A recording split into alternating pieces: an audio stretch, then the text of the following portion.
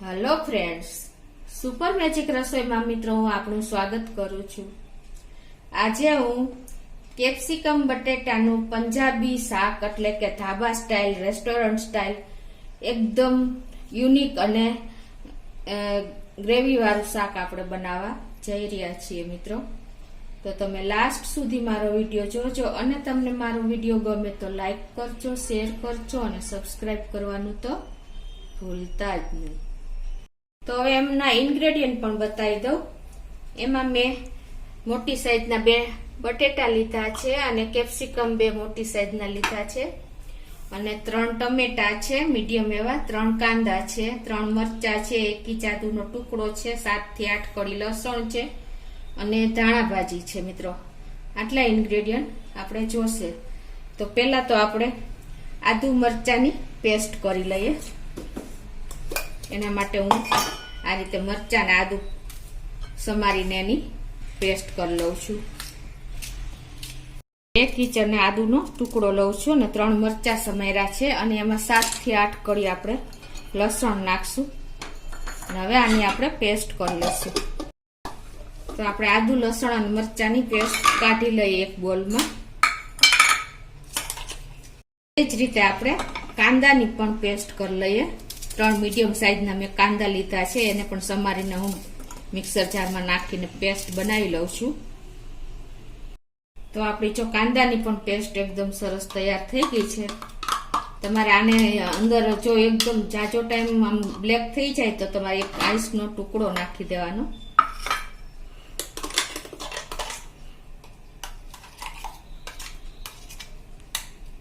તો એ જ રીતે આપણે જો આ ટમેટા લીધા છે એના પણ પીસ કરીને આપણે એનો પ્યુરી તૈયાર કરી લેવાની છે।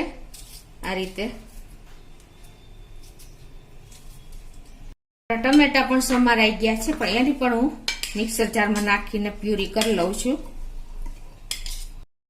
તો આપણા ટમેટાની પણ જો પ્યુરી સરસ થઈ ગઈ છે। હવે એને આપણે એક બોલમાં લઈ લેશું।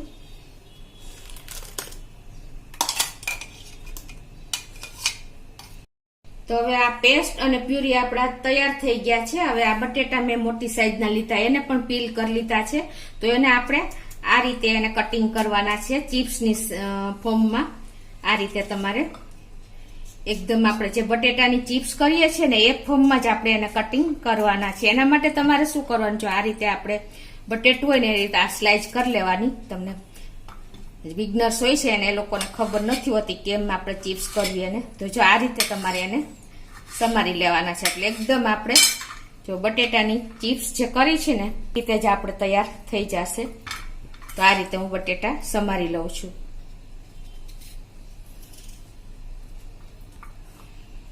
તો જો આપણા બટેટા પણ સમારાઈ ગયા છે, એ જ રીતે હવે આપણે કેપ્સિકમને પણ સમારી લેશું।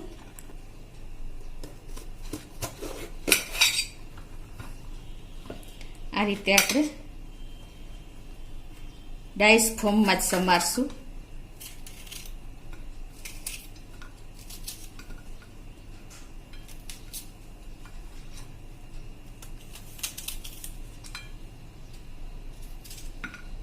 આ રીતે આપણે તમે જોઈ શકો છો મોટા એવા પીસ કરશું આપણે।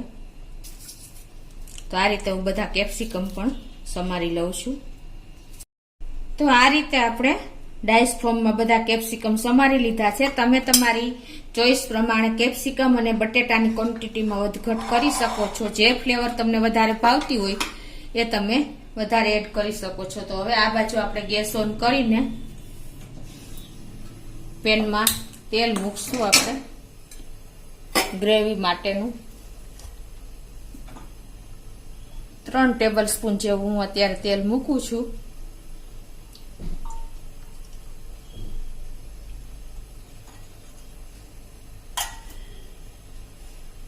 હવે આપણું તેલ ગરમ થાય એટલે આપણે એમાં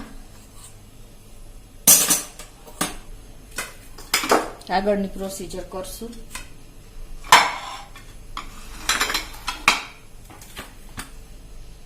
તેલ પણ ગરમ થઈ ગયું છે, એમાં આપણે 1 ટીસ્પૂન જેવું જીરું નાખી દેશું, અડધી ટીસ્પૂન જેવી હિંગ નાખી દેશું અને હવે એમાં આપણે આદુ મરચાની અને લસણની જે પેસ્ટ કરી છે ને એ નાખી દેશું. 3 મરચા અને 1 થી 1.5 ઇંચ આદુ લીધું હતું. એને આપણે સરખી તેલમાં સોતે કરી લેશું. અને ગેસની ફ્લેમ મિત્રો અત્યારે આપણે સ્લો ટુ મીડિયમ રાખશું. આપણે આ પેસ્ટની કચાશ દૂર થાય એટલે હવે એમાં આપણે આ જે કાંદા 3 કાંદા મીડિયમ સાઈઝના હતા એની પેસ્ટ કરી છે એ નાખી દેશું.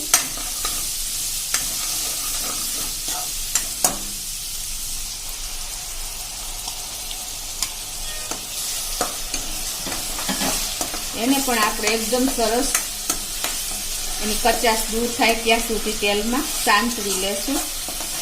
મિત્રો જો આ પેસ્ટમાં તમારે સહેજ પણ પાણીનો ભાગ રહેશે ને તો તમારી ગ્રેવી એકદમ ટેસ્ટ વગરની લાગશે. એટલે એકદમ સરસ આપણે 2 થી 3 મિનિટ આ રીતે સોતે કરવાની છે તેલ છૂટે ત્યાં સુધી. તો જો આપણી પેસ્ટ પણ એકદમ સંચળાઈ ગઈ છે લસણ મરચા અને કાંદાની. હવે આ સ્ટેજે આપણે એમાં 1/4 ટીસ્પૂન આપણે હળદર નાખી દેશું અને ટેસ્ટ એકોર્ડિંગ આપણે ગ્રેવીના ભાગનું મીઠું નાખી દેશું 1 ટીસ્પૂન જેવું.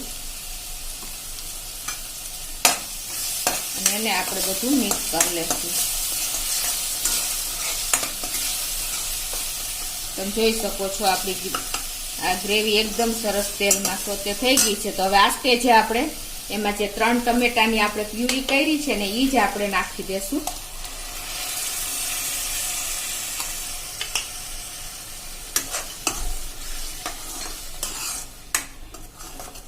અને એને પણ આપણે લો ટુ મીડિયમ ફ્લેમ ઉપર જ થવા દેશું. તેલ છૂટું થાય ત્યાં સુધી આ રીતે આપણે ઢાંકીને એને થવા દેશું. તો હવે આપણે આપણી ગ્રેવી એક બાજુ તૈયાર થાય છે ત્યાં આપણે બીજા પેનમાં ગેસ ઓન કરીને 2 ટેબલસ્પૂન જેવું આપણે તેલ મૂકી દેશું. તેલ પણ ગરમ થઈ ગયું છે તો એમાં આપણે 1/2 ટીસ્પૂન જેવી રાઈ નાખશું અને 1/2 ટીસ્પૂન જેવું જીરું નાખી દેશું અને આને આપણે ક્રકલ થવા દેશું. તો આપણે રાઈ અને જીરું જો ક્રકલ થઈ ગયા છે તો હવે આપણે એમાં 1/4 ટીસ્પૂન જેટલી આપણે હિંગ નાખી દેશું અને હવે એમાં આપણે 1/4 ટીસ્પૂન જેટલી હળદર નાખી દેશું. એમાં આપણે જે આ બટેટાની ચિપ્સ સમારી છે ને એ એડ કરી દેશું. અત્યારે હું ઇક્વલ ક્વોન્ટિટીમાં લઈ રહી છું મિત્રો. તમે તમારી ચોઈસ પ્રમાણે લઈ શકો છો. અને તમારે મિત્રો જો આવી રીતે આ ફોર્મમાં ન કરવું હોય તો તમે બટેટાની ચિપ્સ અને કેપ્સિકમ ડાઈસ કરેલા પીસ છે એને તમે ફ્રાય પણ કરી શકો છો. પણ આ હેલ્થ માટે બહુ એકદમ હેલ્ધી ઓપ્શન છે. તો આ રીતે બને ત્યાં સુધી આપણે હેલ્થ માટે સારું રહે છે. તો હું આ રીતે કરી રહી છું. હવે આને આપણે ઢાંકીને 3 થી 4 મિનિટ સ્લો ફ્લેમ ઉપર થવા દેશું. તો 2 થી 3 મિનિટ થઈ ગઈ છે અને આપણે જો વચ્ચે એકવાર હલાવી લઈએ. આ રીતે આપણે એકદમ સરસ ક્રિસ્પી જેવી ચીપ્સ થાય ને ત્યાં સુધી આપણે એને 80% જેવી આપણે એને કરવાની છે તૈયાર. તો આપણી ચીપ્સ પણ જો તૈયાર થઈ ગઈ છે એકદમ સરસ. હવે એમાં આપણે આ કેપ્સિકમ જે સમાર્યા છે એ પણ આપણે નાખી દેશું.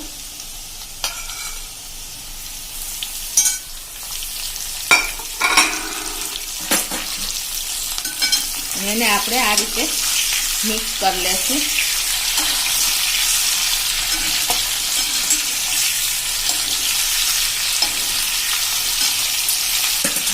એમાં આપણે ટેસ્ટ એકોર્ડિંગ ચિપ્સ અને બટેટાની ચિપ્સ અને કેપ્સિકમ ભાગનું મીઠું નાખી દેશું 1/4 ટીસ્પૂન જેવું અને એને આપણે સરસ મિક્સ કરી લેશું. અને હવે આને આપણે આ રીતે ઢાંક્યા વગર જ આપણે 1 મિનિટ આને ખાવા દેશું. હવે આ બાજુ આપણે આપણી ગ્રેવી પણ ચેક કરી લઈએ. સ્લો ટુ મીડિયમ ફ્લેમ ઉપર આપણે રાખી હતી. જો એમાં પણ આપણું તેલ છૂટી ગયું છે. અને હવે આ સ્ટેજ આપણે એમાં મસાલા કરી લેશું. તો એના માટે અત્યારે હું 2 ટીસ્પૂન જેવું રેડ લાલ પાવડર મરચું નાખું છું અને 1 ટીસ્પૂન જેવું આપણે ધાણા જીરું નાખશું. 1 ટીસ્પૂન ગરમ મસાલો નાખશું અને આપણે 1 થી 1.5 ટીસ્પૂન આપણે ખાંડ નાખશું. કેમ કે આપણે ટમેટાની ખટાશને બેલેન્સ કરવા માટે આપણે આ રીતે એમાં થોડીક એવી ખાંડ મિક્સ કરશું. હવે આ બધું આપણે મિક્સ કરીને 1 મિનિટ ખાવા દેશું. તો જો આપણે મસાલા નાખ્યા પછી એકદમ સરસ મેચ થઈ ગયા છે અને હવે આપણું તેલ પણ છૂટી થઈ ગયું છે. હવે આ સ્ટેજે આપણે એમાં 2 ટેબલ સ્પૂન જેવું દહીં નાખીને ફૂલ ફ્લેમ ઉપર આપણે એકદમ ઝડપથી એને હલાવતા રહેશું એટલે આપણું દહીં ફાટે નહીં. 2 ટેબલ સ્પૂન જેવું જ નાખવાનું છે અને આને કન્ટિન્યુ આપણે સ્પીડમાં ચલાવશું.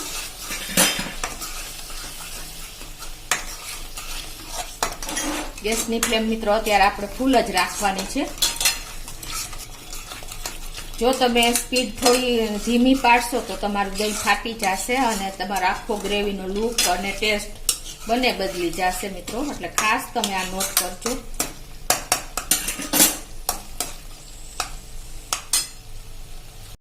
દહીં નાખ્યા પછી જો આપણું હવે તેલ પણ છૂટી પડી ગયું છે. આપણે કન્ટિન્યુ હલાવતા રહ્યા છે એટલે તમે જોઈ શકો છો.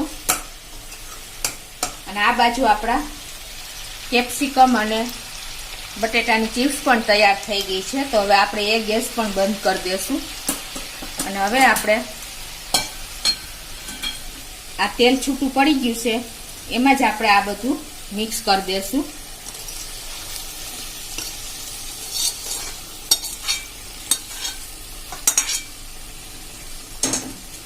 અને હવે આપણે સ્લો થી મીડિયમ ફ્લેમ ઉપર આ બધું આપણે મિક્સ કરી લેશું.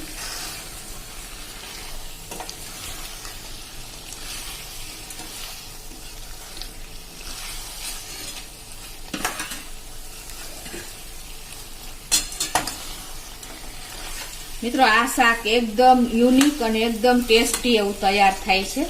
હવે આને આ બધું મિક્સ કર્યા પછી આપણે 1 મિનિટ ખાવા દેશું રાખીને.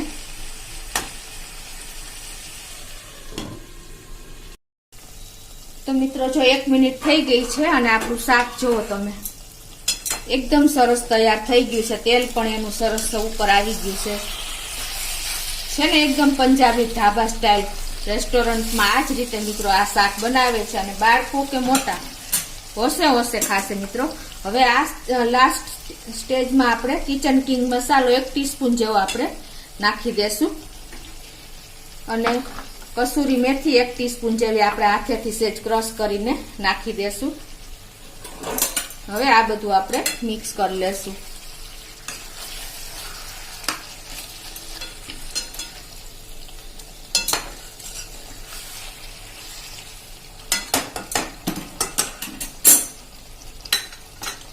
હવે મિત્રો આપણે ગેસ બંધ કરી દઈએ છીએ અને આપણું શાક પણ જુઓ તમે એકદમ ગ્રેવી વાળું અને મસાલાથી ભરપૂર એવું લથબથતું શાક આપણું કેપ્સિકમ બટેટાનું શાક રેડી છે મિત્રો. તો હવે હું ગેસ બંધ કરી દઉં છું અને આપણે હવે સર્વ કરી લઈએ. આપણે એને એક બોલમાં સર્વ કરી દઈએ.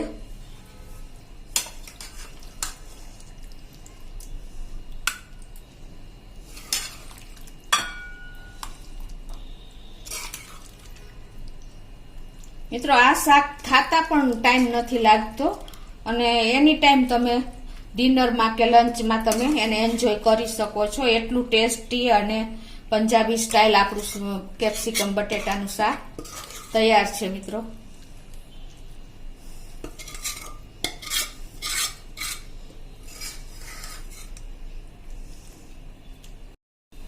તો ઉપરથી આપણે થોડી એવી ધાણા ભાજી પણ સ્પ્રિંકલ કરી દેશું. તો મિત્રો આપણું પંજાબી ધાબા સ્ટાઇલ કેપ્સિકમ બટેટાનું શાક એકદમ ગ્રેવી સાથે અને મસાલાથી લથબથતું એવું આપણું ટેસ્ટી એકદમ યુનિક શાક તૈયાર છે મિત્રો. તો તમે ચોક્કસ એક વખત આ રીતે ટ્રાય કરજો અને તમને મારો વિડીયો ગમે તો લાઈક કરજો, શેર કરજો અને સબસ્ક્રાઇબ કરવાનું તો ભૂલતા જ નહીં.